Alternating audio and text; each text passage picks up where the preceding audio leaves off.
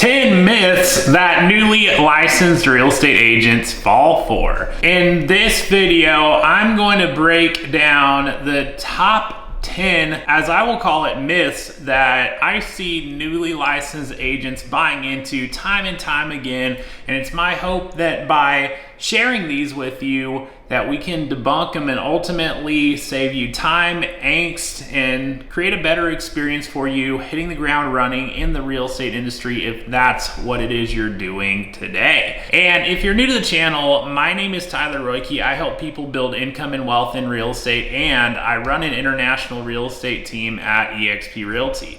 If you get any value whatsoever out of this video, all I would ask is that you like, comment, and hit that subscribe button so that I can continue to share more tips and resources with you in the time ahead. And with that in mind, let's dive into the video. So the first of these 10 myths that I see newly licensed real estate agents falling for is that the broker will give you leads.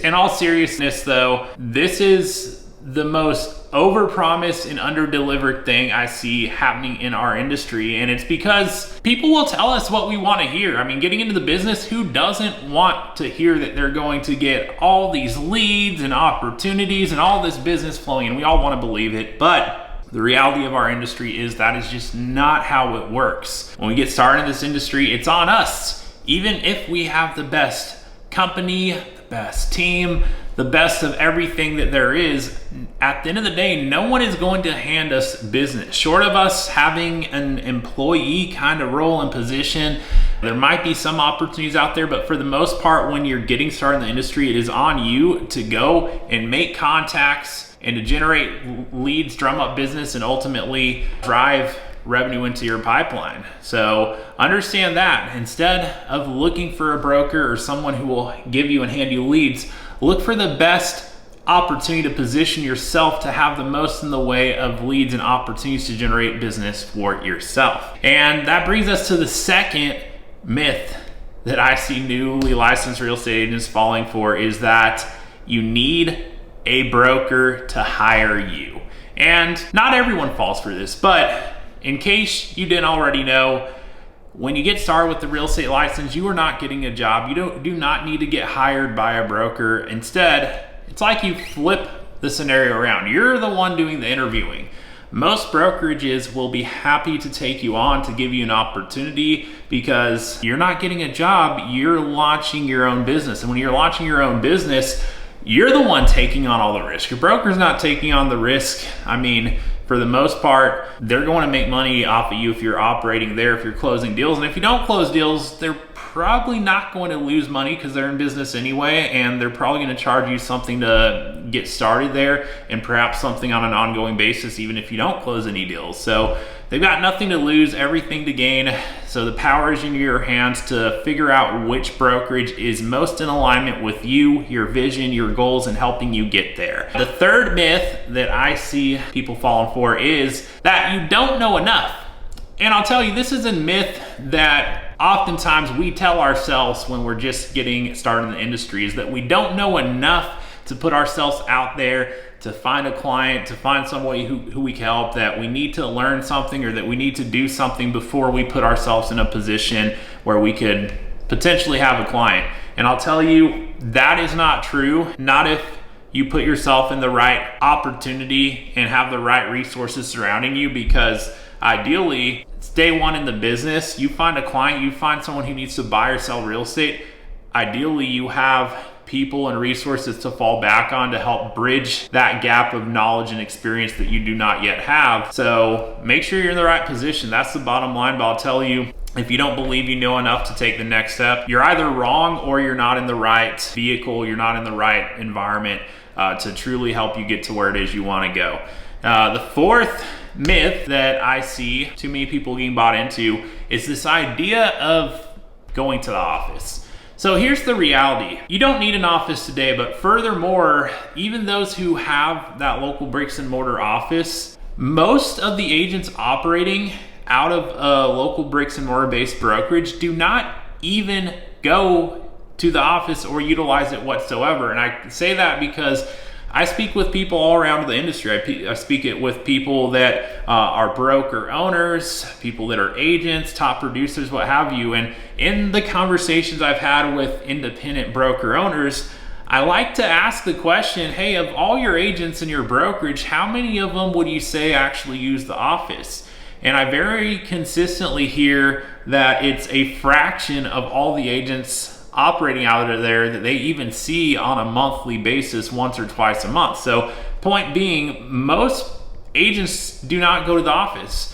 In fact, the ones that do more frequently tend to be the newer agents who don't understand that that's not what you do to spend your time most productively. And what I mean by that is the most productive use of your time is in front of clients. It's not with other agents in the office. And also, you're not going to have much of an opportunity to shadow top producing agents in the office, because the top producing agents, they're not in the office. They're out in the field. They're shaking hands, kissing babies, meeting with clients, making stuff happen. And all of that does not happen in the office. So it's a misconception, but if you want to be productive, if you want to learn the most, the time to do that is out in the field. It's applying what it is that you learned in the basic training and going out there in the real world and making conversations happen. Now, the fifth myth that I see people buying into is that you have to start small. And again, this is another one that we tell ourselves. I think more often than not, I don't think too many people hear this getting into the business, but it's this idea that we can't go for the big opportunities, or that we're not ready. And to be fair, I have heard of people that got turned away or discouraged from their broker or leadership within their brokerage when they had a big opportunity pretty fresh out the gate. So this is another situation where you want to make sure you're in the right environment of people that will really stand behind you and support your growth and your goals. But as far as anything we can tell ourselves, I'll tell you, I see agents starting out with helping tenants, helping people with leases. I'm not saying not to do that or that you shouldn't do that, but what I am saying is, if the idea is that you have to start with something small before you can work on the bigger opportunities, that is not true whatsoever. That's only true if you believe it is and if you buy into it and make it the reality. Because, if you wanted to go after listings from day one, you can. If you wanted to go after higher price point properties and clientele, there's nothing stopping you if you want to position yourself in that way out the gate. And of course, you want to find people who are knowledgeable, who can mentor you and help guide you through the unknowns. But it's up to you what you want to focus on and what kind of business you want to build up at the end of the day, and what you want to work on and specialize in. And the world is your oyster. So the next myth that I see, and I hear this even from people in the industry, and I'm very much about distancing myself from people that I hear this from, but the myth is that the market is slow, or that something about the market is the problem in terms of why there's not business or opportunity. Like, if you hear anyone telling you that business is slow, or paying any thought to that the market is the problem, I would cease to listen to those people any longer, because I'll tell you, it's not a market problem. It's a mindset problem. Because in every single market, there are people seizing the opportunity and making the most of it. And I'll tell you, I've seen crazy markets, I've seen great markets, I've seen markets slow down, and in every one of those scenarios, I've seen people do well. Not everyone does well, but a lot of people buy into this idea that the problem is not themselves. There's some other external condition that's dictating their circumstance and their opportunity. That's a bunch of nonsense, but if you believe it to be true, it probably will be your reality. So I'm telling you, if you were focused on finding opportunity, there's people buying, selling, and investing in real estate every single day, no matter what the prices, what the rates, what the economy. Will activity change? Yes, but most people move for life circumstances. They don't move because the market's great or not great. Like, most people are moving because life is happening.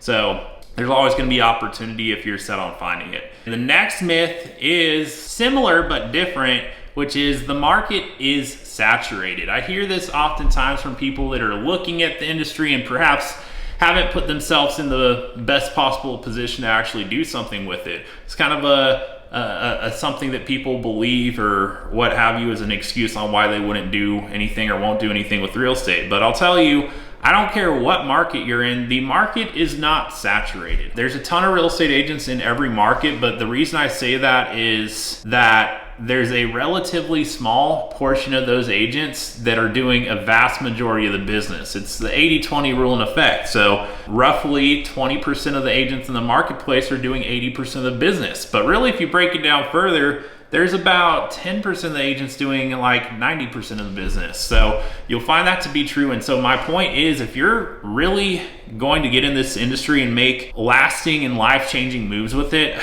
you're not competing with 100% of the agents in your marketplace. You're competing with 10% of them, if that. And you can carve out your own niche in your own lane if you really apply yourself in the right way to be among those who are actually producing and making the most of that opportunity. Now, the 8th myth that I see, and I have to mention it because I hear it over and over and over again, usually in the form of questions. A question that newly licensed agents will ask is, hey, should I start my career at XYZ brokerage because of the training? So just to put it out there, the myth is that KW has the best training. And the reason this is a myth is because that is how they market themselves. That's how they've positioned themselves in the market, is they are most well known for their new agent training program. And their business model is set up in a very big way to take on newly licensed real estate agents. And so it will come up time and time again, and it's, what they lead with. And that being said, I mean, really though, is it the best? I'll tell you, speaking from my own experience, because I actually started my real estate career at KW, they do have good training. However, knowing what I know today, is it the best training for newly licensed real estate agents? I would not say so. I would say that there are better options out there to get more in the way of training off the bat for somebody just getting started in the real estate industry today. Now, that brings me to the 9th myth that I hear, which is that you cannot do real estate part-time. And this is another myth that comes from people in the industry. Everyone's got a different stance and opinion on this, but I will tell you, if you are hearing that or thinking that, I don't care who you heard it from or if they, are of any authority in this industry. I can tell you and I can verify based on my firsthand experience helping people do this, that you 100% can do real estate on a part-time basis, and you can do it well on a part-time basis. But it will require work. It will require you stepping up, because where time is limited, it is even more important to make the most of the hours that you have. But bottom line is, can it be done? Absolutely. I've helped people start in this industry on a part-time basis who have exceeded what they do part-time as a realtor. They exceed what a vast majority of full-time realtors do in terms of production. So I've seen it done. Does it come easily? Like I said, no. But there is a pathway forward. There is an opportunity for somebody who is part-time with the right structure, with the right brokerage, and with the right support system to have everything they could need and then some, with the hours they have to commit to real estate. That way they can serve their clients to the fullest extent. And that brings me to the 10th myth I hear newly licensed real estate agents falling for, which is that being new is a disadvantage. And this is a belief more than anything, but I would tell you, I do not believe that being new to this industry is a disadvantage, or being young, if you're young getting into the industry. I believe to the contrary, that it's an advantage, because it makes you different.